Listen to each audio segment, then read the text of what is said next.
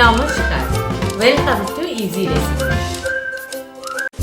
একদম অন্য রকম ভাবে আজকে আমি চিলি চিকেন বানিয়ে দেখাচ্ছি। আমি এখানে চিকেনের হাড়ের পিস আর সলিড পিস দু রকমেরই নিয়েছি। পিসগুলোকে এরকম মাঝারি সাইজের টুকরো করে কেটে নিয়েছি। এবার আমি ম্যারিনেশনের জন্য প্রথমে আমি এর মধ্যে দিয়ে দেবো লবণ, দিয়ে দেবো 1 চামচের মতন গোলমরিচ গুঁড়ো, দেবো একটা গোটা পেঁয়াজ বাটা, আর এখানে আমি একটা পুরো ডিম ইউজ করছি। আমি এখানে কিন্তু কুসুমটা আলাদা করে দিচ্ছি না, আমি এখানে কুসুমটাও ইউজ করব।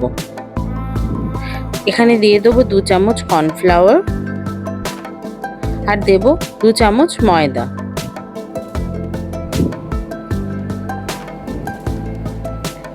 এবার সমস্ত জিনিসটাকে খুব ভালোভাবে চিকেনের সাথে মেখে নিতে হবে।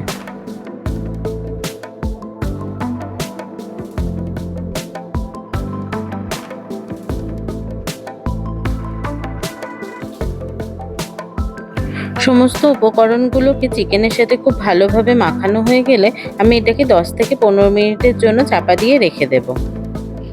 এবার এখানে আমি তেল গরম করে নিয়েছি। এবার ম্যারিনেট করা চিকেনগুলো একে একে দিয়ে আমি ফ্রাই করে নেব। আমি যেহেতু এখানে কম তেলে রান্না করার চেষ্টা করছি, তাই আমি এখানে ফ্লেমটাকে একদম আস্তে করে চিকেনটাকে আস্তে আস্তে ভেজে নেব।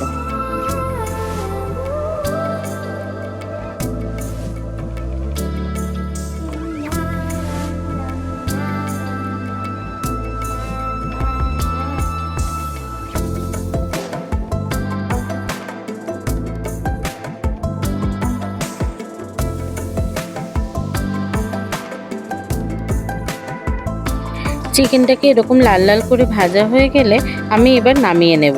এইভাবে আমি সমস্ত চিকেনগুলোকে ভেজে নেব।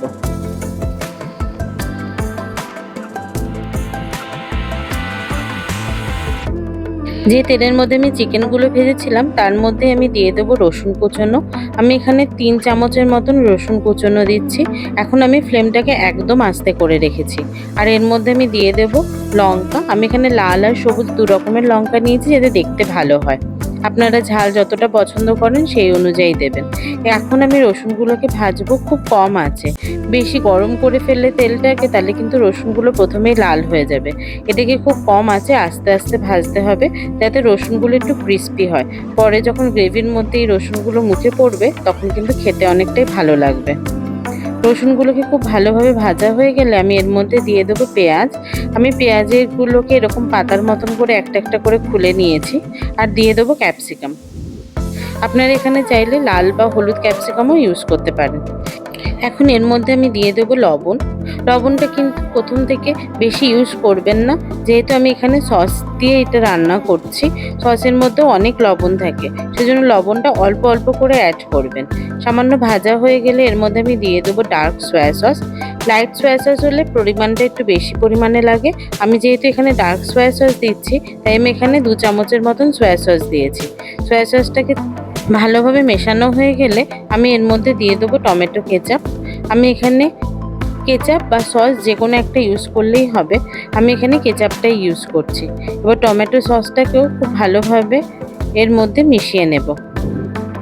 পেঁয়াজ আর ক্যাপসিকামটাকে খুব বেশি ভাজবেন না, তাহলে এর যে একটা ক্রাঞ্চিনেস থাকে সেটা কিন্তু নষ্ট হয়ে যাবে। সামান্য ভাজা হয়ে গেলে আমি এর মধ্যে যে চিকেনটা ভেজে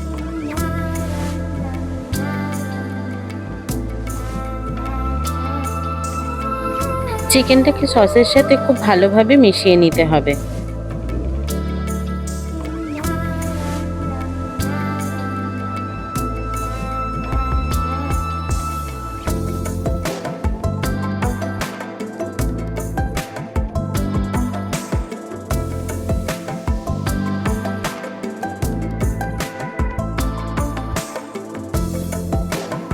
চিকেনের সাথে সসটাকে খুব ভালোভাবে মেশানো হয়ে গেলে এখন আমি এর মধ্যে দিয়ে দেবো লবণ।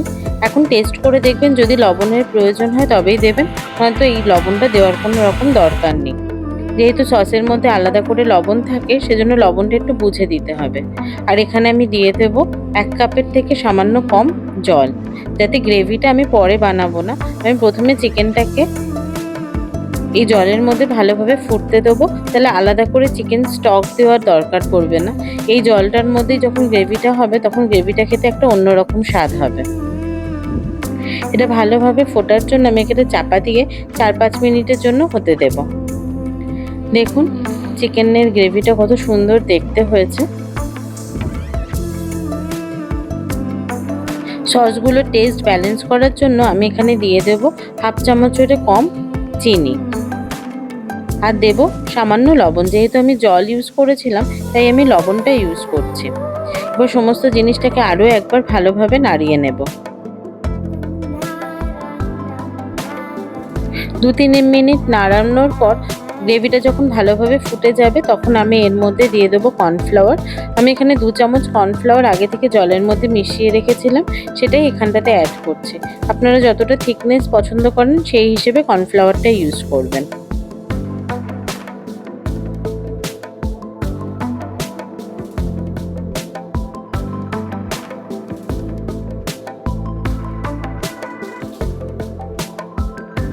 কর্নফ্লাওয়ারটাকে গ্রেভির মধ্যে খুব ভালোভাবে মেশানো হয়ে গেলেই কিন্তু চিলি চিকেন আমার রেডি। এবার আমি সার্ভ করে নেব।